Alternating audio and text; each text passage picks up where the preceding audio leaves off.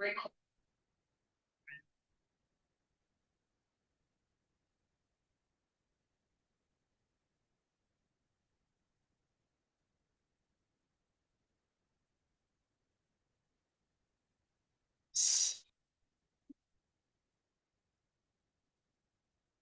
Evening all of you.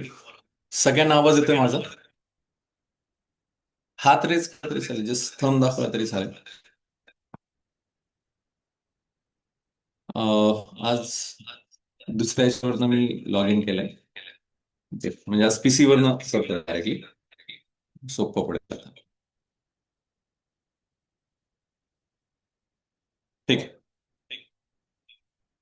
एक just अजून एक टेक्निकल काही गोष्टी आहेत.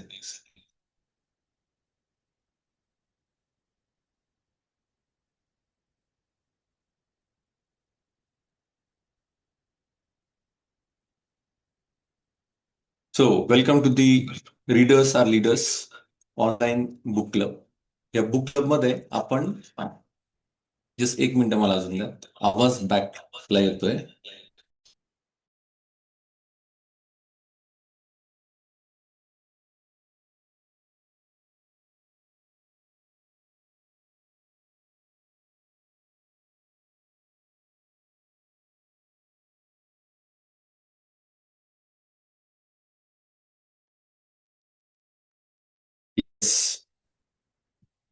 हा, रीडर्स आर लीडर्स या बुक क्लबमध्ये तुमच्या सगळ्यांचं स्वागत आहे. आपण राईट नाव the power of subconscious mind written by the doctor Joseph Murphy हे पुस्तक घेतलेलं आहे. यातले 6 चॅप्टर आतापर्यंत आपले पूर्ण झाले आणि आज आपला 7वा चॅप्टर आपण घेतो आहोत.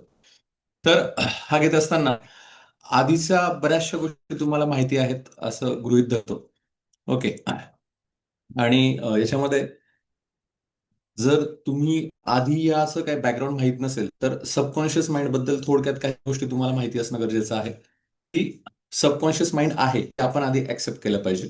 कॉन्शियस माइंड आणि सबकॉन्शियस माइंड ओके. तर बऱ्यापैकी आधी आपल्याला ही जाणीव नसते. म्हणजे फॉर एक्झाम्पल आपण जर विद्यार्थ्यांना विचारलं की आपल्याला गुलाबजाम आवडतात, मग आपल्याला गुलाबजाम आवडतात म्हणजे कोणाला आवडतात जर त्याला आपण म्हटलं तर ते म्हणतात की जिभेला आवडतात किंवा पोटाला आवडतात. मग तेच जर आपण त्याला सांगितलं की एखाद्या माणसाला गुलाबजाम आवडत होते आणि तो समजा वारला आणि त्याच्याकडे मी जर गुलाबजाम घेऊन गेलो आणि त्याच्या जिभेवर गुलाबजाम ठेवले तो खाईल का? मग लगेच मुलं म्हणतात नाही तो नाही खाणार. मग काय खाणार? जिभेला तर आवडत होते ना. तर मग खरं जिभेला आवडत होते का नाही तर ते मनाला आवडत होते. ओके. तर मन शरीराच्या माध्यमातून त्याच्या गरजा पूर्ण करून घेत होतं. ओके. मग मुलाला कळत अरे हा मन वेगळं आहे आणि शरीर वेगळं आहे. तसंच मनामध्ये पण 2 प्रकार आहेत. एक कॉन्शियस माइंड जे की आता तुम्ही ऐकतायत बोलतायत मी पण बोलतोय. We are talking through a conscious mind. म्हणजे सबकॉन्शियस माइंड ते ह्या सगळ्या गोष्टी करून घेतं ते सबकॉन्शियस माइंड. तर खरं आपले जे निर्णय जे घेत असतो आपण ते सबकॉन्शियस माइंडमध्येच त्याचं बीज पेरलेलं असतं. ओके. आणि सबकॉन्शियस माइंड थ्रूच आपण कॉन्शियस माइंड पर्यंत पोहोचत असतो आणि त्याच्याकडनं त्या गोष्टी करून घेत असतो. पण बऱ्याच वेळेस काय होतं की आपल्या समोर जे काही सिनॅरिओ येतात तर कॉन्शियस माइंडला निर्णय घेण्याची क्षमता असते की निर्णय तो घेऊ शकतो की कशाला हा म्हणायचं कशाला नाही म्हणायचं. पण सबकॉन्शियस माइंडला तसं काही नसतं. सबकॉन्शियस माइंडनी कॉन्शियस माइंडला म्हणजे conscious mind is like a gate. त्याला एक सांगितलेलं असतं की मला हा थॉट्स म्हणजे हे जे काही तू माझ्यापर्यंत पर्क्युलेट करशील त्याच्यावर मी वर्कआउट करेल. समजा तुम्ही तुमच्या सबकॉन्शियस कॉन्शियस माइंडने सांगितलं की अरे पुढून गाडी येते बाजूला हो. ओके. म्हणजे एकदम पटकन फ्रॅक्शन ऑफ सेकंडमध्ये या गोष्टी होत असतील तर इव्हन सबकॉन्शियस माइंडला विचारायची पण गरज पडत नाही, तो आपण लगेच बाजूला होतो. पण जे डीप रूटेड थॉट्स जे असतात मनामध्ये ते सबकॉन्शियस माइंड मधनच कॉन्शियस माइंड पर्यंत जातात. आणि कॉन्शियस माइंड त्याचा अजिबात विचार करत नाही की ते चांगले का वाईट आहे. तो फक्त हे बघतो की हे थॉट्स आले या थॉटवर मला वर्कआउट करायचं. तर याचं पूर्ण कल्पना डॉक्टर जोसेफ मर्फीने आता 6 चॅप्टर पर्यंत आपल्याला दिली. त्याच्यामधले मॉडर्न दाखले पण दिलेत. मॉडर्न दाखले याच्यात की मॉडर्न इरामध्ये आपण कसं सबकॉन्शियस कॉन्शियस माइंड वापरतो हे आपण बघितलंय.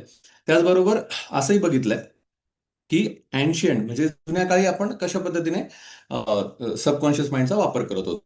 आणि आता त्याच्याच पुढचं एक आपल्याला आधिकीचं सांगतायत. आणि त्या चॅप्टरचं नाव आहे की the tendency that is chapter number 7 the tendency of the subconscious is life war. म्हणजे जीवनभर तुम्हाला त्याचा फायदा होऊ शकतो असं हे सबकॉन्शियस माइंड तत्व आहे की हे सबकॉन्शियस माइंड तुम्हाला त्याचा फायदा करून देऊ शकतं. मग सुरुवातीलाच ते सांगतात की आपलं जे काही सबकॉन्शियस माइंड आहे किंवा आपलं जे अवचेतन मन आहे तर याला मुळातच सगळ्यात चांगल्या गोष्टी करायला आवडतात. ओके. म्हणजे त्यांनी असं वाक्य वापरलंय, तुमच्या सबकॉन्शियस मनाची प्रवृत्ती जीवनाकडे आहे. जीवनाकडे आहे म्हणजे काय? की त्याला लाईफ जगायची आहे. त्याला लाईफ फुलवायची आहे. ओके. म्हणजे त्याला सगळं सुख भोगायचंय. त्या सगळ्या गोष्टी त्याला अपेक्षित आहे. त्याला अजिबात असं वाटत नाही, की चला आता मला दुःख येऊ द्या, चला माझा ऍक्सिडेंट होऊ द्या, चला मी आजारी पडू द्या. असं त्याला वाटत नाही. ओके. त्याला त्याची इच्छा असते, की मला सगळं चांगलं मिळावं आणि मी खूप छान जीवन जगावं. बघा, अजूनही तुम्हाला थोडं कन्फ्युजन असेल, आता 2 मिनिटात ते क्लिअर होईल. त्याचा अर्थ काय? तर तुमचे सबकॉन्शियस माइंड नेहमी म्हणत असते किंवा नेहमी कललेले असते टू आरोग्याकडे. म्हणजे त्याला असं वाटतं की I I should be healthy, fit and attractive. I should grow in my life, म्हणजे वाढीकडे त्याचा कल असतो. To be prosperous in life, की समृद्धीकडे त्याचा कल असतो. आनंदाकडे त्याचा कल असतो. तसंच संतुलनाकडे कल असतो, म्हणजे बॅलन्स किंवा कुठेतरी शांती मला मिळावी, असा सबकॉन्शियस माइंडचं नेहमी त्याला आवडत असतं किंवा त्या बाजूला त्याला प्रगती करायला आवडत असते. जर आपण ह्या प्रोसेसमध्ये जर त्याला अडथळा निर्माण केला नाही, तर नैसर्गिकरित्या म्हणजे नॅचरली आपण एका उन्नतीकडे पोहोचून जाऊ शकतो. म्हणजे काय? फॉर एक्झाम्पल, तुम्ही एखादी व्हिडिओ किंवा रील बघितली असेल, की एक मुलगा सायकल चालवण्याचा प्रयत्न करत होता आणि सायकल चालवता चालवता तिथे एक त्याला कोंबडा दिसला. ओके. आणि त्या कोंबड्याला त्यांनी पकडलं आणि त्या सायकलीवर मागे ठेवलं. ओके.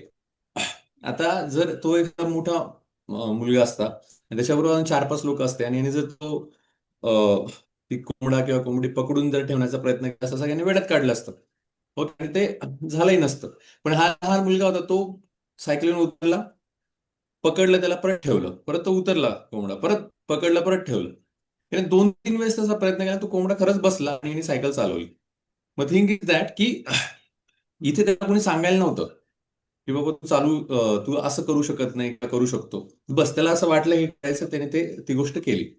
मग moral of the story is that की आपण आपण सांगत असतो स्वतःच्या मनाला, की आपण काय चूज करायला पाहिजे. तर बऱ्याच वेळेस आता तुम्ही म्हणाल, की आपल्याला तर चांगलंच पाहिजे होतं. पण नाही. द सिक्रेटमध्ये रोहन बनींनी पण म्हटलंय, की आपण सजेस्टिव्ह मेथड पण बाकीच्या चुकीच्या गोष्टी आपल्या कानावर येत असतात आणि ते आपण चूज करत असतो. आपल्या सबकॉन्शियस माइंड पर्यंत जात असतात. मग आपले निर्णय चुकत असतात. ओके. मग हे चुकू नये यासाठी तुम्ही तुमच्या मनाकडे काय देताय. ओके. कारण सबकॉन्शियस माइंड ते घेणारच आहे. तर तुम्ही तुमच्या मनापर्यंत काय पोहोचवताय, त्यानुसार ते तुम्हाला रिझल्ट मिळणार आहे. त्याचबरोबर अजून छोटीशी गोष्ट, ती हत्तीची मी मागच्या वेळेस सांगितली, ती परत रिवाईज करतो किंवा रिपीट करतो, म्हणजे तुम्हाला कळेल, की हत्तीच्या बाबतीत जर तुम्ही बघितलं, हत्ती खूप मोठा प्रचंड प्राणी आहे. आणि जर तुम्ही कुठे त्याला सर्कसीत बघा किंवा काही फॉरेस्टमध्ये बघा, तर म्हणजे जिथे पाळलेले असतात पेट अॅनिमल, पेट एलिफंट जर बघितले असेल, तर ते साखळीने बांधलेले असतात आणि त्याच्या शरीराच्या मानाने ती साखळी खूप छोटी असते. ओके. तर काय होतं, की लहानपणीच जेव्हा एलिफंट लहान असतो, लहानपणीच त्याला त्या साखळीने बांधलेलं असतं आणि लहानपणी त्याची तेवढी ताकद नसते, की ती साखळी तोडू शकेल. मग लहानपणी तो खूप प्रयत्न करतो, पण त्याला कळतं, की ही तुटत नाहीये. आणि नंतर थोडा-थोडा जसं मोठा व्हायला लागतो, त्याने आधीच मनात असं धरलेलं असतं, की ही साखळी माझ्याकडे तुटू शकत नाही. मग आता त्याची कॅपॅसिटी होऊन जाते, की तो ती साखळी तोडू शकतो. पण तरी पण तो त्याच्या घरीच प्रयत्न करत नाही. त्याने लहानपणीच त्याचं ॲझ्युम केलेलं असतं, की आता हे माझ्याकडनं होणारच. त्याच पद्धतीने आपण पण आपल्या मनामध्ये काही संकल्पना ठेवलेल्या असतात आणि त्याच्यामुळे आपण कधीच प्रयत्न करत नाही, कधीच विश्वाला मागत नाही. जसं फायनान्शियल च्या स्टॅबिलिटीमध्ये पण मी सांगितलं, फायनान्शियल फ्रीडममध्ये पण सांगितलं. रोहन पण असं सांगत होते, की आपल्याकडे लहानपणीच कानावर असं ऐकू येतं, की जास्त पैसा कमवायचा नाही, जास्त पैसा कमवला की व्यसनं लागतात. जास्त पैसा हे 2 नंबरच्या पद्धतीनेच कमवला जातो. मग त्यामुळे आपण कधीच असा विचार करत नाही, की lot of money is coming towards me. Okay. मग हे निगेटिव्ह थॉट्स सारखे आपल्या मनामध्ये चालू असतात. मग इथे डॉक्टर मर्फी आपल्याला आवर्जून सांगताय, की आपलं जे सबकॉन्शियस माइंड आहे, याला आपल्याला समृद्धच करायचंय, आपल्याला आनंदीच ठेवायचंय. असं कुठलंच मनाला वाटणार नाही, की आपण चला आता अधोगतीकडे जाऊया. ओके. तर हे तुम्ही पहिले कॉन्शियस व्हा, की अरे हा आपल्या आपल्या स्वतः मनाला कसं आपलं काही वाईट करायचं नाहीये. मग ते का होतंय? मग हा पुढचा भाग ते सांगतात. डॉक्टर मर्फी शरीराचं एक उदाहरण सांगताय, बॉडीचं एक्झाम्पल सांगताय. ते म्हणतात, तुम्ही आता खरंच सबकॉन्शियस माइंडला सगळ्या गोष्टी चांगल्या करायच्यात, याचं प्रूफ काय? जर आपल्यापैकी कोणी विचारलं, याचं प्रूफ म्हणून ते सांगतात, की झोपेमध्ये आपलं हृदय धडधडतं. ओके, म्हणजे आपलं हृदय चालू असतं. समजा आता सबकॉन्शियस माइंडला जर काही निगेटिव्ह करायचं असेल तर एकदम हृदयच बंद पडलं असतं. आता कितीतरी गोष्टी आपल्या शरीरामध्ये डायजेशन पासून, श्वसनापासून, सगळ्या गोष्टींपासून ह्या ऑटोमॅटिकली चालू असतात आणि हे सबकॉन्शियस माइंडच सांभाळत असतं. त्याच्यानंतर श्वासोच्छ्वास चालू असतो, अन्न पचत असतं, जखमा भरून निघत असतात. इथे कुठेही तुमचा कॉन्शियस माइंड जाऊन नाही सांगत, चला आता जखम झाली आता तू भर. ओके, हे सबकॉन्शियस माइंड न सांगता त्याचं त्याचं काम करत असतं. तर हे जे अवचेतन मन आहे, तर आपल्या शरीराला जसं त्यांनी म्हटलं की ताप आला तर ते स्वतः लढतं. म्हणजे तुमचं शरीर जीवनाकडे झुकलेलं आहे, मृत्यूकडे नाही. म्हणजे प्रत्येक वेळेस ते आपल्याला रिकव्हर करायला, क्युअर करायला धडपडत असतं. ओके. तर हा पहिला मुद्दा समजून घ्यायचा आहे, की आपलं मन आपल्यासाठी कार्य करायला रेडी आहे आणि त्याला छान वाटतं, की आपण खूप छान जगावं. ओके. याच्यामध्ये दुसरी पण एक थेअरी आहे. पण ती बघा झेपते का, मी थोडं हे करतो. तसे काही पुस्तकं पण आहेत जे वाचलेली आहेत मी. पण थेअरी अशी आहे, की आता ते म्हणतात की सबकॉन्शियस माइंड ह्या सगळ्या गोष्टी करून घेतं. तर सबकॉन्शियस माइंड शेवटी माइंडचाच प्रकार झाला. आणि हे जे सुख सगळं जे हवंय ते माइंडलाच हवंय, मनालाच हवंय. ओके, मन हे शरीराच्या माध्यमातून काम करत असतं. आवाज कट होतोय का? अच्छा. हम्म, बरं. बघा परत जर झालं तर सांगा मला, मी एकदा हे करतो. एक सेकंड. हम्म. ठीक आहे, शक्यतो आता नाही होणार, पण झालं तर मला परत सांगा, मी कनेक्शन दुसरं यूज करतो. हा. तर काय विषय होता. शरीराच्या माध्यमातून आपण सुख घेत असतो. मन मन म्हणजे अवचेतन मन असो का कॉन्शियस मन असो, हे मन शरीराच्या माध्यमातून सुख घेत असतं. आता द थिंग इज दॅट की आपलं हे जे काही शरीर असतं, हे शरीर कोटी पेशींनी बनलेलं आहे. आणि थेअरी असं सांगते की प्रत्येक पेशीला मन आहे. ओके, मग प्रत्येक पेशीला जर मन आहे तर प्रत्येक पेशीला जगायची इच्छा आहे. मग मनाला जर जगायची इच्छा आहे तर मन असंच म्हणेल ना की मला पटकन रिकव्हर व्हायचं आहे, कारण मला त्यातनं सुख मिळणार आहे. म्हणजे शरीराच्या माध्यमातून ह्या सगळ्या गोष्टी होत असतात. त्यामुळे शरीराला सुखी करणं, शरीराला निरोगी ठेवणं, हे माझं प्रथम कर्तव्य आहे. कारण बघा ना, फॉर एक्झाम्पल मला खूप छान गुलाबजाम खायचे आहेत. ओके, आणि माझा घसाच बरा नाही तर मी खाऊ शकणार नाही. ओके, ठीक आहे, मी जस्ट चेक करतो एक.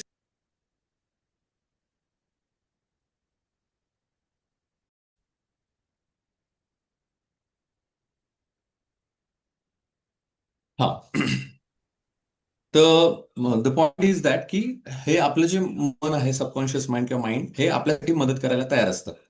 त्यानंतर त्यांनी सांगितलंय निसर्गाचा नियम पण आहे की जे पेराल ते उगवेल. मग त्यांनी ते सांगितलंय, जसं बीज जमिनीत पेरलं तर ते वर येतं, खाली नाही. ओके, त्याच पद्धतीने तुमचं मन, जे अवचेतन मन आपण म्हणतोय, ते वाढ, आरोग्य, यश या दिशेने काम करत असतं. ओके, म्हणजे असं कधीच त्याला असं वाटत नाही की आपण डिग्रेड व्हावं. मग आपला अडथळा कसा निर्माण होतो हा पुढचा प्रश्न आहे. किंवा नेमकं काय काय याच्यामध्ये असेल, की कशामुळे अडथळा निर्माण होत असेल, किंवा कशामुळे आपली अधोगती होत असेल, किंवा आपण असं कधी कधी म्हणतो की आपल्या बरोबरचे सगळेजण आहेत. ओके, आणि काही जण खूप पुढे गेलेले आहेत. ओके, काही जण वरच गेलेले आहेत. काही जण आपल्या बरोबर आहेत, काही जण स्ट्रगल करत आहेत. तर असं का होतं? ओके, तर मग त्याच्यात त्यांनी अडथळा असं सांगितलं की प्रत्येकाचं स्वतः सबकॉन्शियस माइंडशी बोलणं हे वेगवेगळं असतं. म्हणजे फॉर एक्झाम्पल काही जण सतत असं म्हणत असतात की मी आजारी पडेल. म्हणजे गाडीत बसण्याच्या आधीच ते म्हणत असतात की अरे मला आता गाडी लागेल, किंवा आता मी गाडीत गेल्यानंतर मला ऍक्सिडेंट तर होणार नाही, मला टीसी तर भेटणार नाही. ओके, असं आधीच म्हणायला लागतात. किंवा माझं काही होणार नाही, किंवा माझं काही खरं नाही. जसा एक माझा मित्र होता, तो म्हणे माझं काही आता लग्न होणार नाही म्हणे. म्हटलं अरे असं निगेटिव्ह बोलू नको म्हटलं. आमचं जो काही सेशन चालतं तेव्हा द सिक्रेट चालू होतं, आणि त्याचा पहिला दिवस होता. आणि द सिक्रेट चालू होता आणि त्याला मी म्हटलं की अरे तू द सिक्रेटला तरी जॉईन हो. तो म्हणे नाही मी तर जॉईन होत नाही, पण काय आहे ते मला सांग. म्हटलं तू असा सतत विचार कर की तुझं लग्न झालंय. ओके, आणि पुढच्या 3 महिन्यात तुझं लग्न होईल. फक्त तू एवढा विचार कर तुझं लग्न झालंय आणि होतंय, त्यानुसार तू ऍक्शन्स घे. ओके, आणि फक्त हा पॉझिटिव्ह विचार कर, कारण तू असंही आता निगेटिव्ह विचार करतो ना, त्याच्यावेळी फक्त पॉझिटिव्ह विचार कर. आणि टू माय सरप्राईज, ओके, आणि त्याचं खरंच लग्न आता 22 फेब्रुवारीला झालं. ओके. असे काही अनुभव येतात. आता ते सगळं क्रेडिट रोंडा बर्नला आहे किंवा द सिक्रेटला आहे किंवा सजेशनला, असं नाही. बाकीच्याही त्यांच्या काही गोष्टी असतील. पण आपण विचार बदलला तर परिणाम होऊ शकतो. आणि असे बरेच अनुभव सगळ्यांना आलेले आहेत. काही जण नशिबावर खापर फोडतात की माझं नशीबच खराब आहे. ओके, तुम्ही खूप जणांकडनं ऐकलं असेल की नशीब खराब आहे, नशीब खराब आहे, असं ते बरेच जण बोलत असतात. ओके, किंवा मला भीती वाटते. तर अवचेतन मन जे असतं ना, हे सगळं ऐकत असतं आणि ते वाद अजिबात घालत नाही. ते खूप हुशार असतं. ते अजिबात नाही. समजा तुम्ही म्हटलात की हत्ती उडतो. तर अवचेतन मन म्हणायला सांगेल उडतो तर ठीक आहे, मी आताच इथे बघितलं, गॅलरीमध्ये मी बघितलं, असं अवचेतन मन म्हणतं. ठीक आहे, उडतो ना उडतो. तर ते काही वाद घालत नाही. तर पहिले you have to accept that, की तुम्ही whatever you are going to percolate in your mind through subconscious state, तर ते ऍक्सेप्ट करणार आहे. ओके. समजा तुमचं सबकॉन्शियस माइंड म्हटलं की मी तर जाताना एखादी सावली बघितली आणि मी भूत बघितलं, तर ते असं विचारणार नाही, ते लॉजिकली विचारणार नाही का ना गेलंय का नाही. त्या प्रकारचे थॉट्स करून ते तशा प्रकारचे फिलिंग्स तयार करेल. ओके. आणि मग तुम्हाला खरंच ते शहारून जाईल किंवा तसे विचार येतील किंवा थरकाप वाढेल किंवा पल्स रेट वाढेल. त्या गोष्टी लगेच तुमच्या शरीरामध्ये दिसायला लागतात. ते द थिंग इज दॅट की द सबकॉन्शियस माइंड ते फक्त काय करतं, स्वीकारतं. तुम्ही नकारात्मक बी पेरलं तर ते उगवतं. ओके. म्हणजे व्हॉट एव्हर यू सो, जे तुम्ही पेराल ते उगवेल.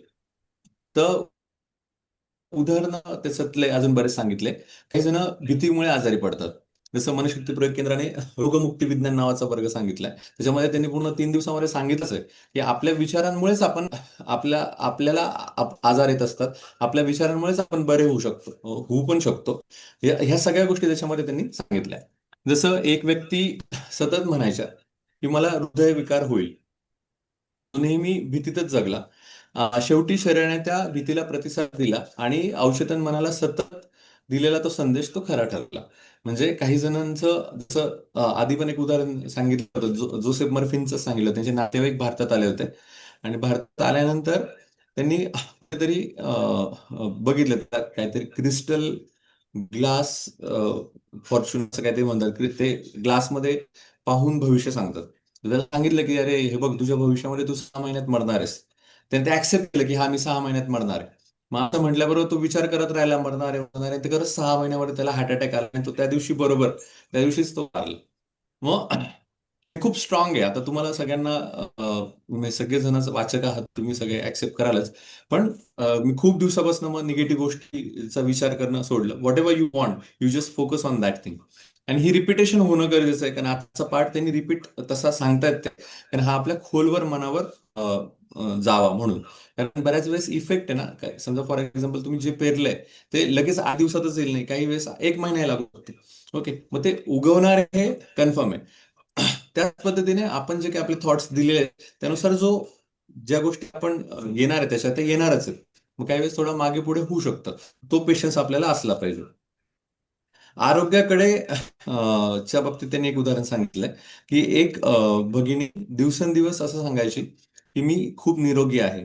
ओके. देवाची शक्ती माझ्याकडनं कार्य करत आहे. अ, अशा गोष्टी ती सारख्या सारख्या बोलत राहायची आणि त्याच्यामुळे असं झालं की तिचा आजार खरंच दुरुस्त झाला. इव्हन भारतीय संस्कृतीमध्ये पण आपण बऱ्याच वेळेस म्हणतो ना की उपवास पकडावेत. तर मला कधी कधी असं वाटतं की उपवासाचा पण एक तीच गोष्ट आहे, की फॉर एक्झाम्पल काही जण 8 गुरुवार, 21 गुरुवार किंवा काही शुक्रवार असे काही पकडतात. तर जसं सायंटिफिकली तर सांगितलंच आहे की तुम्ही फास्टिंग केल्यानंतर ऑटोमॅटिकली तुमचं शरीर बरं होतं, काही सेल्स आहेत त्या रिपेअर होतात, काही निघतात. पण त्याचबरोबर ॲटो सजेशन पण आहे ना, की फॉर एक्झाम्पल मला एखादी ही गोष्ट मिळावी म्हणून मी उपवास पकडलाय. ओके. तर मग मी सारखं तो विचार करत असतो, की हा, ही गोष्ट मिळवण्यासाठी माझा उपवास आहे. जे पण माझ्या दुःख येत दुःख म्हणजे त्या उपवासाचं जे काही मला गोष्टी येतात, मला सारखं मनात आठवतं, की नाही मला ती गोष्ट हवी, त्यासाठी I am going to sacrifice this. Okay. मग सारखं सारखं ती गोष्ट वाटल्यामुळे indirectly we are attracting it. Okay. जसं तुम्ही देवळात पण रोज जातात. तर रोज देवळात गेल्यानंतर आपल्याला सारखी गोष्ट ती आठवते, की मी देवळात काय गेलो, मग देवाला आपण काहीतरी मागतो, की अरे देवा माझं चांगलं कर. मग चांगलं कर ही एक वाईबच आहे ना. आणि मग ही वाईब्स आपल्याला पॉझिटिव्ह थॉट्स मध्ये घेऊन जाते. आणि तेच हवं आपल्याला. आपण एकदा पॉझिटिव्ह थॉट मध्ये गेलो, पॉझिटिव्ह फिलिंग मध्ये गेलो, की ऑटोमॅटिक सगळ्या गोष्टी चांगल्या होतात. म्हणजे मी तर म्हणतो कधी कधी भारतीय संस्कृतीमध्ये अ, हा सगळा अभ्यास करून झालेला आहे.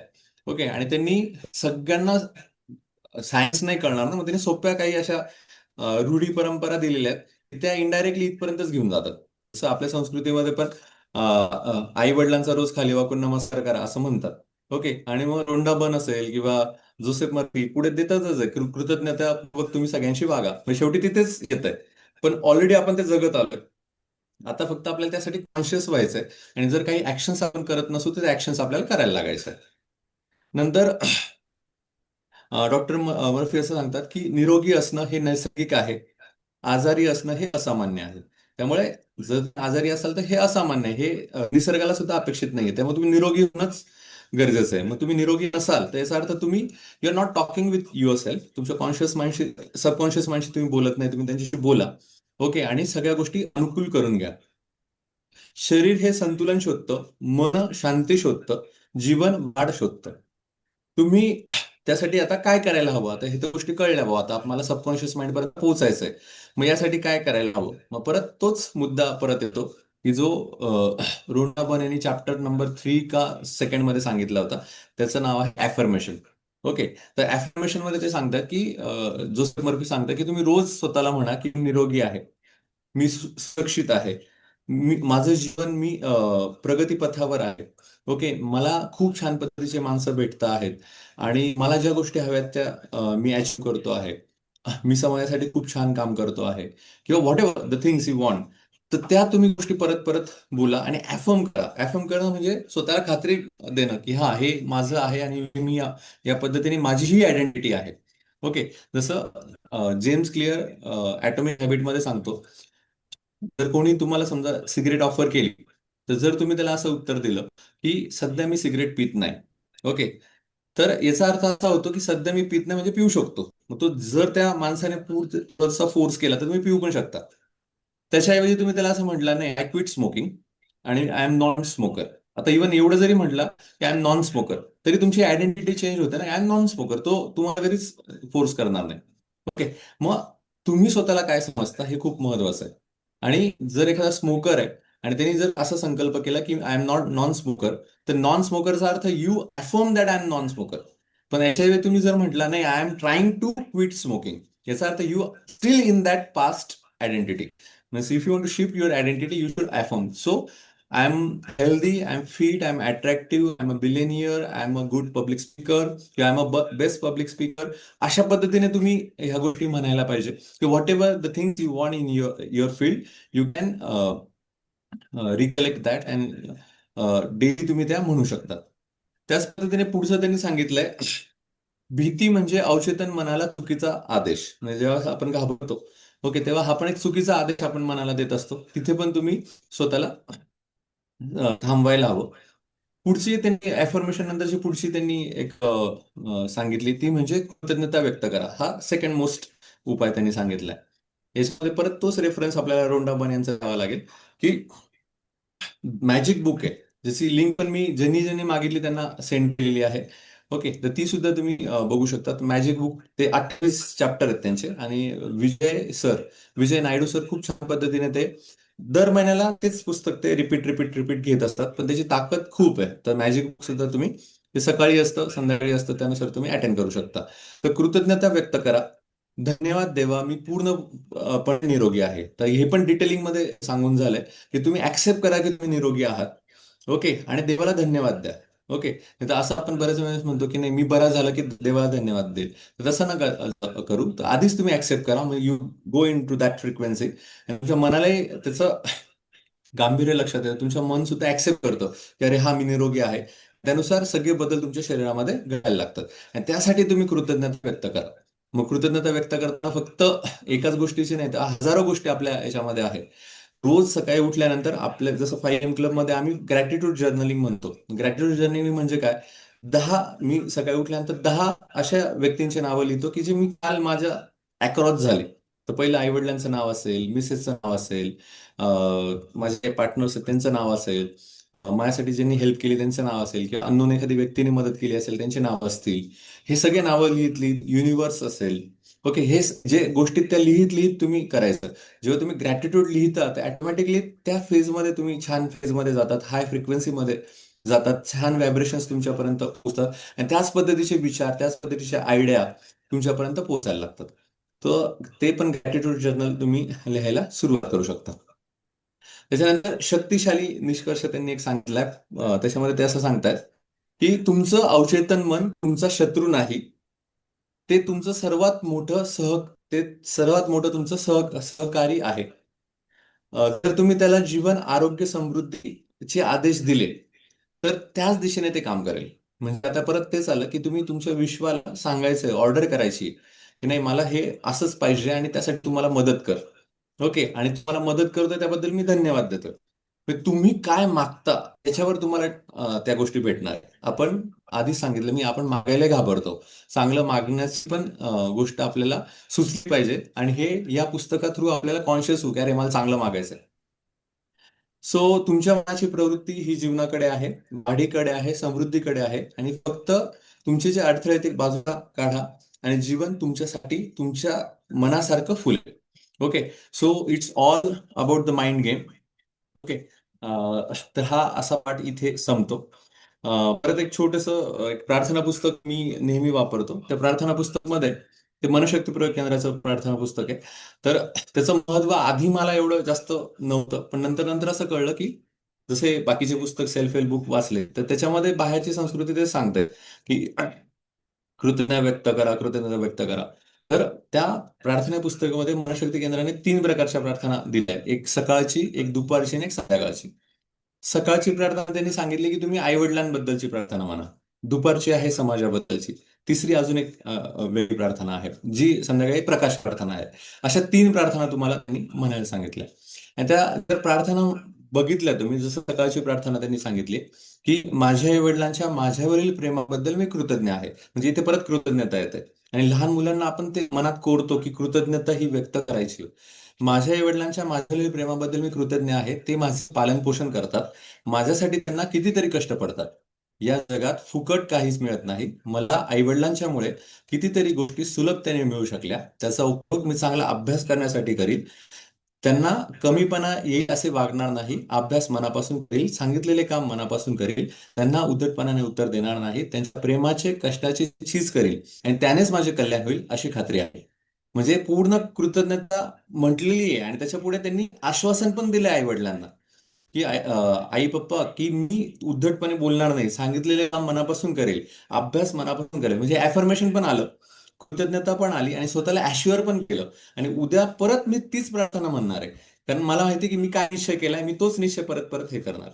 मग इथे आपण रोज जे सकाळी सांगतो किंवा तुम्ही पण फॉलो करत असाल, तर इथे ऍफर्मेशन तेच सांगताय ना की मी चांगला आहे, हे तुम्ही स्वतःला रोज सांगा. तुमचा जो निश्चय आहे तुमच्या विजन बोर्डवर लिहून ठेवा, तोच निश्चय परत तुम्ही जागृत ठेवा. त्यामुळे आपल्याला ते यश खूप छान लवकर मिळू शकतं. सगळ्या गोष्टी ऑर्गनाइज होऊ शकतात. वेळ लागतो. ओके. बऱ्याच त्याच्यामध्ये काही फॅक्टर्स असतात. वेळ लागू शकतो. पण पेशन्स ठेवा. जर आपण चांगलं करत असू तर आज ना उद्या खूप छान होईल. तर इथे मी थांबतो. तुम्हाला याच्यामध्ये काय सुचवायचंय सुचवा. अजून काही ऍड ऑन करायचं ते ऍड ऑन आता करू शकता. आज होळी असल्यामुळे अटेंडन्स थोडी कमी, पण हरकत नाही. We will stick with our consistency. Yes, anyone?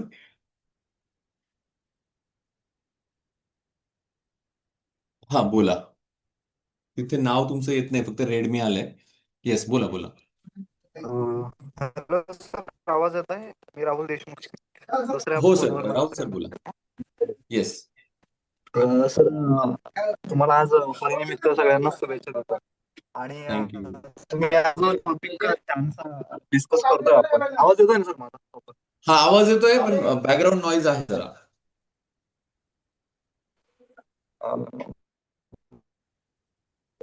हा, बोला. आवाज हा, येतोय. सर ते आज हा येस सर, आज एक छानसा मुद्दा तुम्ही जो घेताय आणि बऱ्याचशा गोष्टी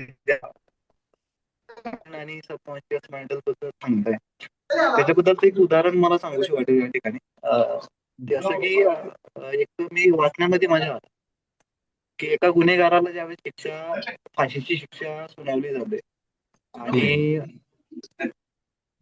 त्यावेळेस ती फाशीच्या जेलर असतात ते सांगतात की तुमचं पण त्या गुन्हेगाराला फाशी देणारच आहे. परंतु हा मला त्याच्यावरती एक प्रयोग करायचा आहे की हा फाशी देणार म्हणजे तो तो अमरणारच आहे. परंतु त्याला जसं की आपण म्हणतो की अवचेतन मन आपलं कशा प्रकारे काम करतो, तर हा त्याच्यावरती असा प्रयोग केला गेला की त्याला पूर्णपणे अंधाऱ्या कोठीमध्ये ठेवलं गेलं. हा आणि त्याला ज्यावेळेस ठेवायचंय त्याच्या अगोदर त्याला सांगितलं गेलं की तुला हा या अंधाऱ्या कोठीमध्ये येऊन विषय नाही तुला चावणार आहे आणि त्यानेच तू मरण आहे. हा तर आज तो जो अपराधी होता त्याला समजलं की कुठे येणार आहे आणि तो आणि मी हा. आणि त्याने त्याला ठेवतात आणि पूर्णपणे अंधारामध्ये पिना असतात, टाचणीच्या पिना असतात, त्या फक्त त्याला टोचल्या जातात. पण हम्म. त्याच्या अगोदर माइंडमध्ये असं क्लिक झालं होतं की हे मारून गेलं. आणि असं केलं दुसऱ्या दिवशी ज्यावेळी त्यावेळेस त्याच्या तोंडात अक्षरशः फेस सारखं जेवण दिसतं आणि त्याची टेस्ट केलं जातं तेव्हा शरीरात हम्म. ऑटोमॅटिकली ती विष तयार. म्हणजे त्याने जेव्हा विचार केला की माझ्या शरीरात मला साप आला आणि मला तो चावला आणि त्याच्या शरीरात ऑटोमॅटिकली ती विष तयार झाली. म्हणजे आपण या ठिकाणी असं म्हणू शकतो की आपण जसं विचार करतो तसं ते घडत जातं.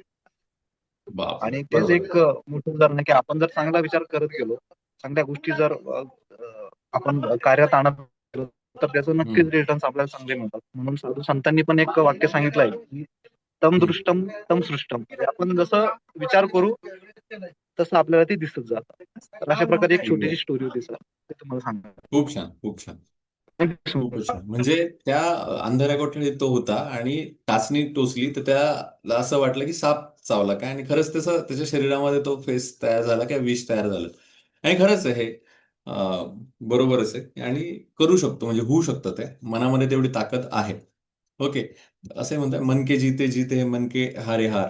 त्या पद्धतीने मनाचंच ती मोठी पॉवर आहे, ती शक्ती आपण समजून घ्यायला हवी. आणि हा पेशन्स गेम आहे. परत परत तेच सांगतो की हा पेशन्स गेम आहे आणि पूर्ण विश्वास ठेवून आपल्याला यासाठी चालायचं आहे. छान. अजून कोणाला काही ऍड करायचं आहे? एनिवन? येस. मग आता इथे थांबतोय आपण. छान झाला पाठ. उद्या आपण अजून परत एकदा सुरुवात करूया. होप सो की सगळे जॉईन होतील. नाही जरी झाले, एक जरी जण जॉईन झाला तरी आपण पुढे सुरू करणार आहोत. हे पूर्ण आपण पुस्तक पूर्ण करणार आहोत आणि पुढचं पुस्तक आपण घेणार आहोत. शक्यतो मी थिंक अँड ग्रो रिचचा प्लॅन करतो आहे, किंवा 5 AM club by Robin Sharma. तुम्हाला काही वाटत असेल तशी पुस्तकं तुम्ही सुचवू शकता. धन्यवाद, धन्यवाद, धन्यवाद. येस.